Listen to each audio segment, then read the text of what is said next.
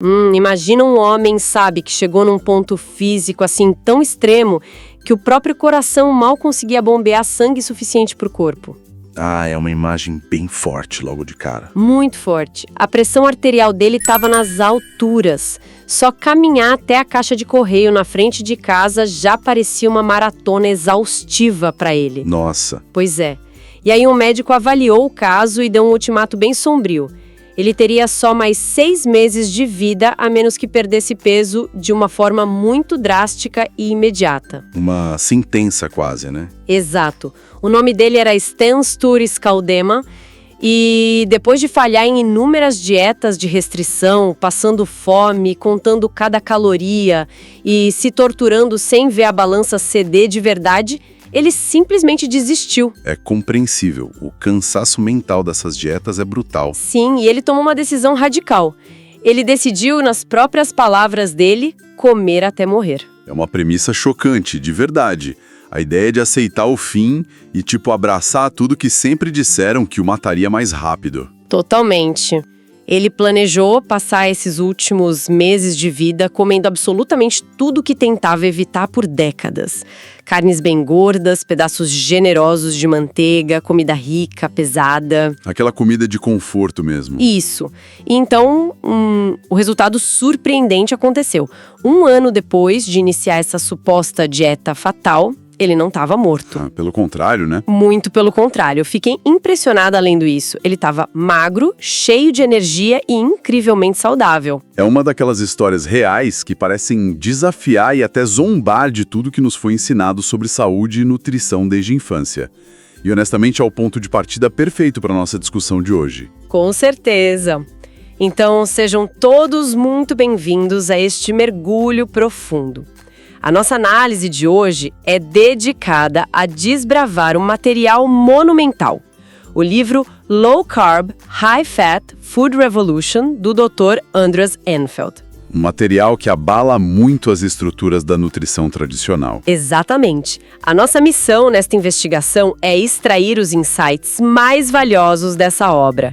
O material cobre desde uma retrospectiva histórica sobre como a gente chegou a esse ponto, até a ciência por trás do nosso metabolismo. E culmina num guia prático para o dia a dia. Isso mesmo. O objetivo de todos nós aqui hoje é entender como as diretrizes alimentares modernas podem muito bem ter sido o maior erro médico de toda a história humana. E, claro, como simples retorno, a comida de verdade pode ser a chave definitiva para a nossa saúde. E para estabelecer o tom da nossa conversa, é crucial notar que o foco de quem nos ouve hoje não deve ser apenas memorizar uma lista restritiva do que comer. Não é sobre regras chatas. Exato. O valor real dessa análise é investigar o porquê. Por que a ciência oficial errou de forma tão espetacular nas últimas 5 décadas? É a grande pergunta. A tese central aqui é que a atual epidemia global de obesidade e diabetes não é uma falha de caráter ou falta de força de vontade da população. Ela está direta e intrinsecamente ligada a um medo irracional da gordura natural. É uma mudança completa de paradigma. Ok, então vamos desvendar isso.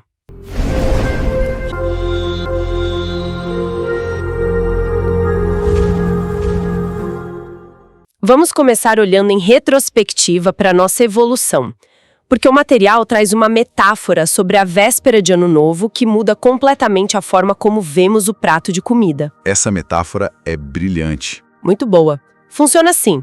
Se a gente comprimir toda a existência da humanidade em um único ano civil, de 1º de janeiro a 31 de dezembro, nós fomos caçadores-coletores por 364 dias inteiros. Ou seja, uma vida inteira comendo basicamente o que se podia caçar ou colher na natureza. Exato.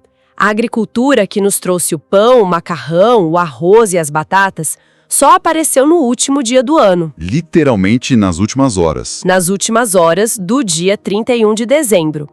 Nossos genes, a nossa programação biológica básica, foram forjados ao longo desses 364 dias para processar comida altamente nutritiva, Muita proteína, gordura natural e pouquíssimos carboidratos. E a lógica é que os nossos genes definitivamente não estão adaptados para lidar com o que surgiu no último segundo. Como refrigerantes, sucos ultraprocessados ou um lanche de fast food. Essa perspectiva evolutiva é o alicerce de toda a argumentação do autor. E os registros históricos apoiam essa visão de forma contundente. Tem uma história muito boa no material sobre os achados de um dentista chamado Weston Price. Ah, lá de 1939. Isso, no longínquo ano de 1939. Ele decidiu viajar o mundo documentando populações indígenas e isoladas. Pessoas que ainda viviam de caça, pesca e agricultura de subsistência. Bem longe da dieta ocidental. E o que ele viu de tão diferente? O que ele descobriu foi impressionante. Essas populações simplesmente não tinham cáries. As doenças crônicas modernas, como obesidade, diabetes e problemas cardíacos, eram praticamente inexistentes. Uma saúde invejável. E invejável. Porém, e aqui está a tragédia da coisa, assim que essas mesmas populações foram expostas aos alimentos do mundo civilizado... Especificamente o açúcar refinado e a farinha branca. Exatamente. O declínio da saúde foi quase imediato. Em uma única geração, as cáries apareceram, a obesidade surgiu e a saúde geral despencou. A introdução do carboidrato refinado agiu como um verdadeiro veneno para um metabolismo que não evoluiu para processar isso. O que nos leva a uma pergunta óbvia. Se os nossos corpos sabem exatamente como processar gordura e proteína, de onde surgiu esse pânico generalizado que todos nós temos em relação à gordura? É o que todo mundo se pergunta. Pois é, todo mundo que nos ouve cresceu ouvindo que gordura faz mal para o coração. O material nos leva de volta ao ano de 1958 e nos apresenta um cientista americano chamado Ancel Keys. Essa é a clássica e trágica história de como boas intenções, misturadas com ego e má ciência, pavimentaram o caminho para um desastre global de saúde pública. E o contexto da época explica muito disso. Com certeza, nos anos 50, o mundo ocidental, especialmente os Estados Unidos, vivia um pavor crescente. Os ataques cardíacos estavam aumentando assustadoramente. O próprio presidente Eisenhower teve um ataque cardíaco. O que colocou a nação inteira em alerta vermelho. Sim, os cientistas estavam desesperados para encontrar um culpado. E o Ancel Keys estava convicto de que a culpa era da gordura na alimentação. E olha só que loucura como ele tentou provar isso. Fiquei perplexa. Ele pegou os próprios irmãos, levou para o laboratório e os submeteu a uma dieta completamente livre de gordura por um período curtíssimo. Estamos falando de apenas uma semana. Uma semana. Ele notou que os níveis de colesterol deles caíram temporariamente nesse curto espaço de tempo. E, a partir daí, ele deu um salto lógico gigantesco. Um salto quase acrobático e sem rede de proteção. Ele concluiu que comer gordura aumentava o colesterol no sangue e que esse colesterol se acumulava nas artérias. E ele criou uma analogia, né? Criou uma analogia muito simples que, infelizmente, pegou muito bem no imaginário popular. A ideia de que comer gordura entope as artérias da mesma forma que jogar gordura quente entope o encanamento de uma pia. Faz sentido na cabeça de um leigo, não faz? Faz, mas a biologia humana não é um sistema de encanamento de metal. O grande problema é que ele não tinha provas sólidas, não tinha estudos de longo prazo e ignorou completamente as populações que comiam muita gordura e não tinham doenças cardíacas. Mesmo assim, a ideia dele colou. Colou por pura força política e carisma. A hipótese dele se tornou a base das diretrizes nutricionais globais. O que é fascinante aqui é a matemática trágica que se seguiu a essa recomendação oficial. Como assim? Não é possível, em escala populacional, reduzir drasticamente um macronutriente da alimentação sem aumentar outro. É um jogo de soma zero. Se as autoridades orientam a população inteira a comer menos gordura, inevitavelmente as pessoas terão que comer mais carboidratos. Para se sentirem minimamente saciadas, claro. A gordura e os carboidratos são as nossas duas principais fontes de energia. Exato. E a consequência direta dessa recomendação ganhou uma força brutal na década de 80. Pensa bem no impacto disso. A indústria alimentícia teve que retirar a gordura dos produtos para colocar aquele selo de saudável ou light na embalagem. Mas comida sem gordura tem gosto de papelão. É intragável.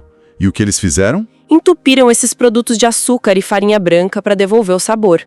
Eram ingredientes baratos, abundantes e, ironicamente, aprovados pelas diretrizes da época porque não tinham gordura. Foi a tempestade perfeita e foi exatamente a partir dos anos 80 que as curvas nos gráficos de saúde pública dispararam para o alto. Trocamos ovos com bacon por cereais matinais açucarados e pão integral. E o resultado foi o desencadeamento das epidemias de obesidade e síndrome metabólica em uma escala global nunca antes vista. Trocamos a comida real por um experimento químico de laboratório.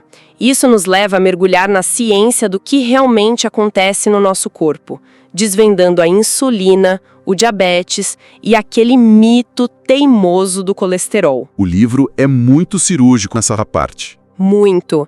O material resgata a jornada de uma médica sueca, a doutora Annika Dahlkister. Ela estava com sobrepeso crônico e muito doente. E adivinha o que ela estava seguindo religiosamente? As diretrizes oficiais de dieta de baixa gordura. Exatamente, ela estava comendo pouco, evitando gordura, passando fome e ficando cada vez mais doente. No ato de desespero e curiosidade científica, ela decidiu ignorar as diretrizes oficiais e testar a dieta LCHF. Que é Low Carb High Fat, ou baixo carboidrato e alta gordura. Isso. Ela curou as próprias doenças, perdeu peso e acabou iniciando uma verdadeira revolução na Suécia. E o mais curioso de toda essa investigação é que isso não é nem de longe uma novidade. Tem uma citação maravilhosa no livro, não tem? Tem, do famoso chefe francês Jean-Anthelme Briard-Savarin, lá no distante ano de 1825. Há mais de 200 anos? Sim. Ele já observava e escrevia nos livros dele que o consumo excessivo de pão, arroz e batatas era justamente o que deixava as pessoas obesas. O conhecimento empírico sempre esteve ali. E é nesse ponto que a ciência apresentada na obra desmorona de vez o grande mito das calorias. Fomos ensinados a ver o corpo humano como uma calculadora térmica simples. Aquela ideia de calorias que entram e calorias que saem. Exato. Mas o foco excessivo em contar calorias, aquela neurose de pesar a comida e anotar tudo num aplicativo, ignora completamente a complexa fisiologia hormonal humana. E a chave de toda essa engrenagem tem um nome, não é? Se chama insulina. A insulina é, na verdade, o hormônio mestre do armazenamento de gordura. Dá para explicar para quem nos ouve de forma bem visual como isso funciona no dia a dia? Claro. Pensa na insulina como um carcereiro muito eficiente. Quando consumimos carboidratos, seja um pão francês, um prato de macarrão, o sistema digestivo quebra tudo isso e transforma em açúcar simples. Que vai direito para o sangue. Inunda a corrente sanguínea. O corpo entra em alerta porque muito açúcar no sangue é tóxico. Então o pâncreas responde liberando uma grande onda de insulina para limpar esse açúcar. E o que o carcereiro faz? Essa insulina dá um comando claro e implacável para as células de gordura.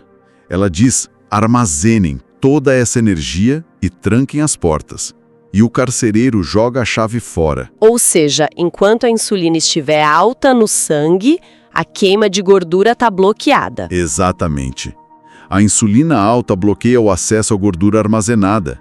É por isso que uma pessoa pode ter quilos de gordura estocada, mas ainda assim sentir uma fome crônica e fraqueza 2 horas depois de comer um prato de macarronada. A energia do corpo está presa na prisão da célula de gordura. E o cérebro exige que a pessoa coma mais carboidratos para obter energia rápida. É um ciclo vicioso de fome e acúmulo. Então a mágica de reduzir os carboidratos na alimentação é simplesmente abaixar a insulina. É pura fisiologia. Quando os carboidratos caem drasticamente, a insulina também cai. O carcereiro vai embora. Sem a insulina bloqueando o processo, as portas das células de gordura se abrem. E elas finalmente liberam essa energia armazenada na corrente sanguínea. O resultado? O corpo passa a queimar a própria gordura como combustível contínuo. E a pessoa perde peso sem precisar passar fome. É um estado de abundância energética. Que o analista de tendências Goran Adlan, citado no livro, batizou de método do prazer. Um nome muito apropriado. Você come alimentos deliciosos e nutritivos, fica completamente saciado por horas e ainda assim emagrece. Aqui é onde a coisa fica realmente interessante, especialmente quando olhamos para a loucura do tratamento do diabetes. O material nos lembra de um fato histórico quase esquecido: o tratamento antes da insulina artificial. Exato. Antes da invenção da insulina injetável na década de 20, como os médicos tratavam os diabéticos? A resposta é surpreendente. O tratamento padrão consistia exatamente em proibir rigorosamente alimentos como pão, arroz, macarrão, frutas doces e açúcar. Era a lógica básica e inegável. Se o corpo de um diabético perdeu a capacidade de lidar bem com açúcar, a solução mais óbvia é não dar açúcar a ele. Parece de uma lógica cristalina, não é? Totalmente. Mas observe o paradoxo doloroso da medicina moderna. Hoje, a recomendação mais comum, empurrada por muitas associações de saúde, orienta que os diabéticos tipo 2 consumam uma base considerável de carboidratos em cada refeição. Com a desculpa de que o cérebro precisa de carboidratos. Sim. E como eles lidam com o pico de açúcar que vem logo em seguida? Eles orientam o paciente a compensar o estrago injetando doses cada vez maiores de insulina. Acabou de ver, a insulina é o hormônio que armazena a gordura. O autor aponta que essa abordagem moderna cria um ciclo terrível. O paciente come carboidrato, o açúcar sobe, ele injeta insulina. A insulina tranca energia nas células de gordura. O paciente engorda, a resistência à insulina piora, exigindo doses ainda maiores na próxima refeição. É um tratamento que, a longo prazo, muitas vezes só engorda e adoece os pacientes ainda mais. É quase criminoso quando a gente para pensar.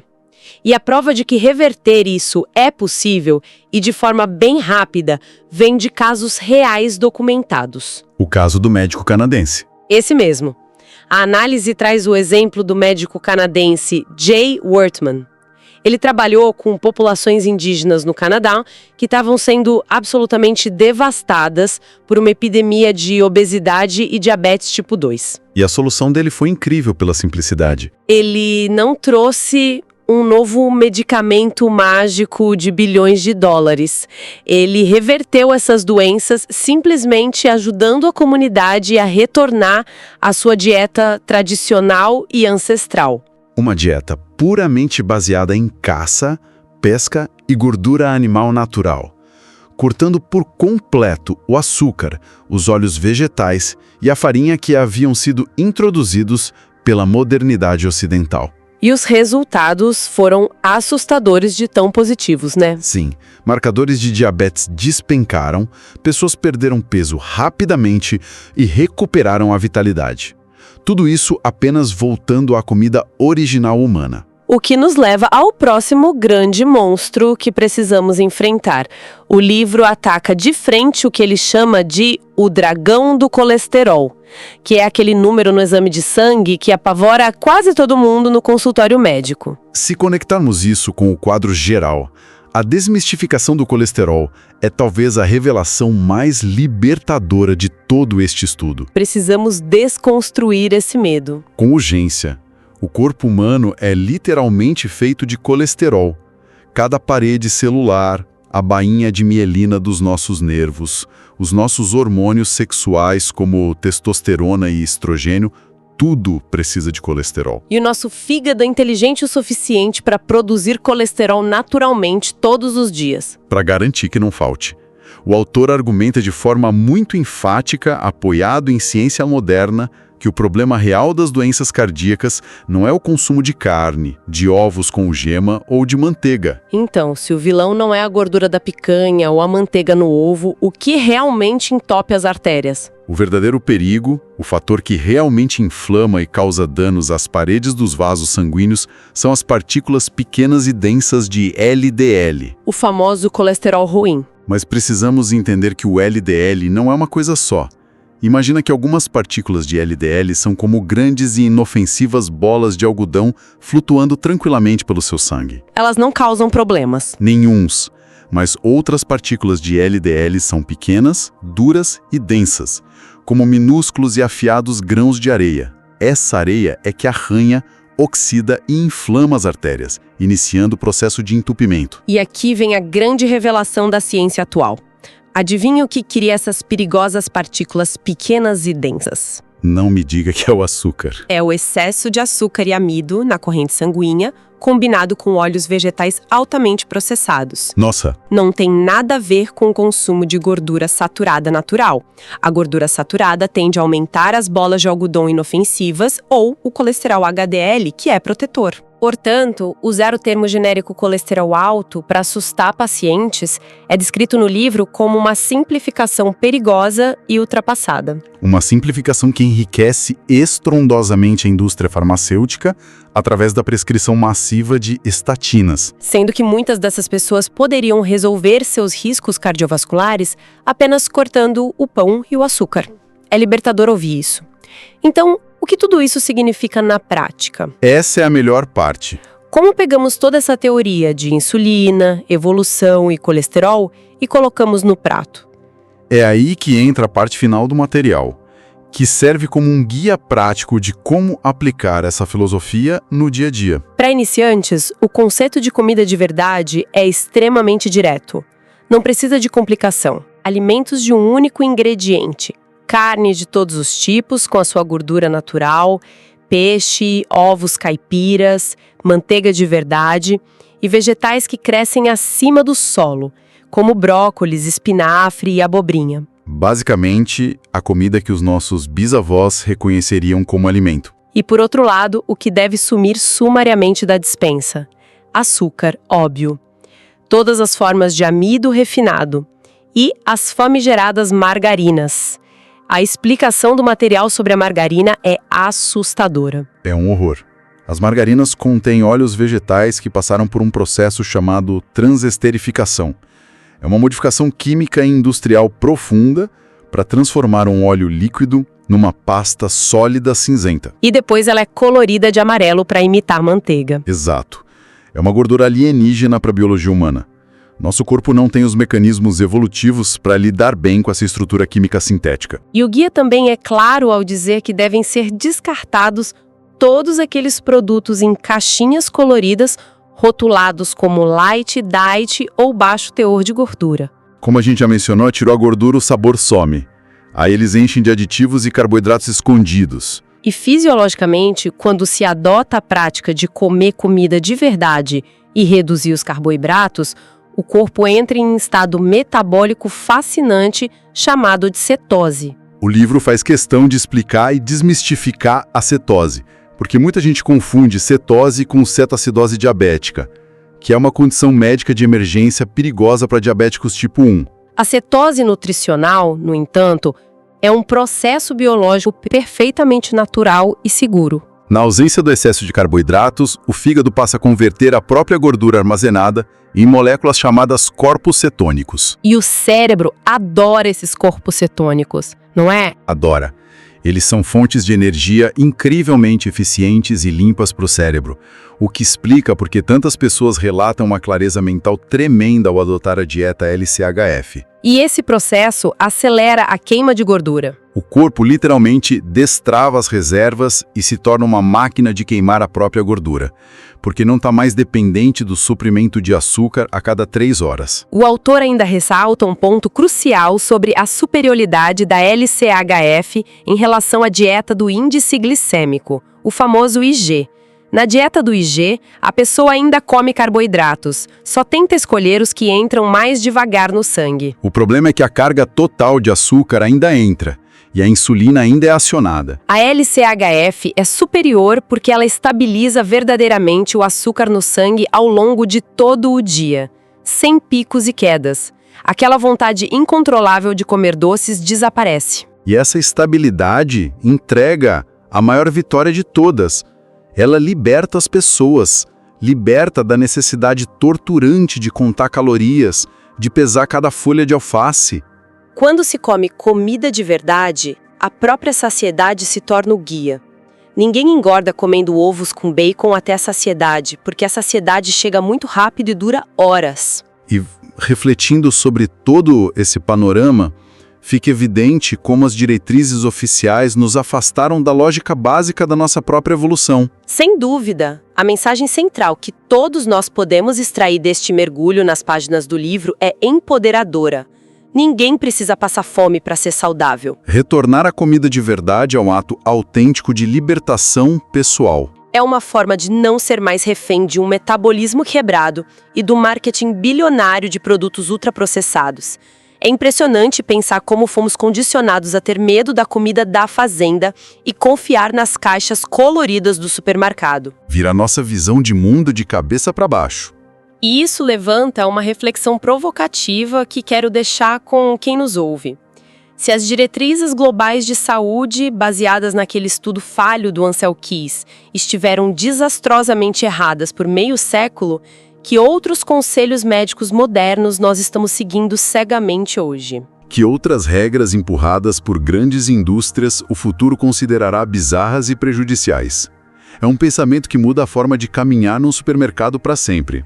É algo profundo para se pensar da próxima vez que pegarmos um produto rotulado como saudável e lermos a lista de ingredientes. Chegamos ao fim da nossa investigação de hoje. Foi um debate incrível. Muito produtivo.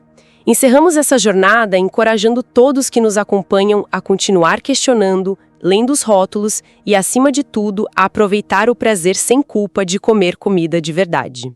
Um abraço e até a próxima!